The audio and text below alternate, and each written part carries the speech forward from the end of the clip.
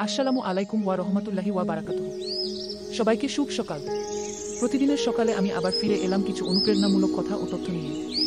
আজকের দিনপঞ্জি বার বুধবার, ইংরেজি তারিখ 25শে জুন 2025, বাংলা তারিখ 11 আষাঢ় 1432 বঙ্গাব্দ, আরবি তারিখ 28শে জিলহজ 1446 হিজরি। সূর্যোদয় ও সূর্যাস্ত ঢাকা অঞ্চল।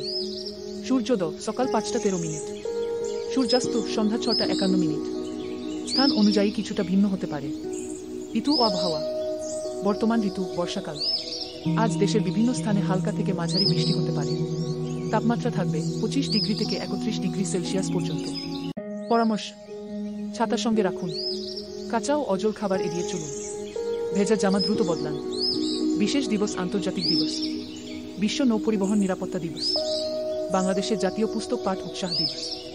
বাংলার ইতিহাসে আজকের দিন: 1971 সালে এই দিনে মুক্তিযোদ্ধারা খুলনার দৌলতপুরে অপারেশন চালান।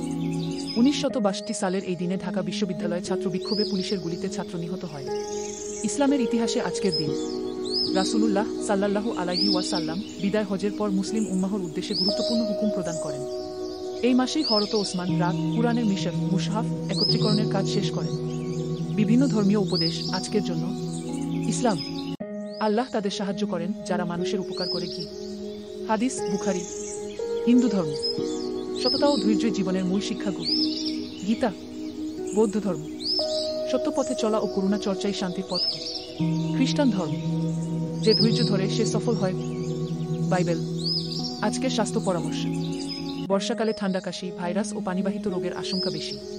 ফুটানো পানি পান করুন। বাইরে থেকে এলে হাত ধুয়ে ফেলুন। পা ভিজলে মোজা বদলান এবং গরম পানিতে পা ডুবিয়ে রাখুন। আজকের শিক্ষার্থীদের পরামর্শ: পড়ার পর নিজেকে প্রশ্ন করুন, আমি কি বুঝলাম। দৈনিক 3টি ছোট টার্গেট ঠিক করুন। সকালবেলা 10 মিনিট চোখ বন্ধ করে ভাবুন আপনি আজ কি শিখতে চান। আজকের টাস্ক: একটি সূরা মুখস্থ করুন বা পূর্বের মুখস্থটা পুনরায় পড়ুন। সকালবেলার অনুভূতি: আজকের সকাল মানে নতুন সম্ভাবনা, নতুন ইচ্ছা, নতুন দোয়া। আল্লাহর নামে দিন শুরু করি। বিসমিল্লাহির রাহমানির রাহিম।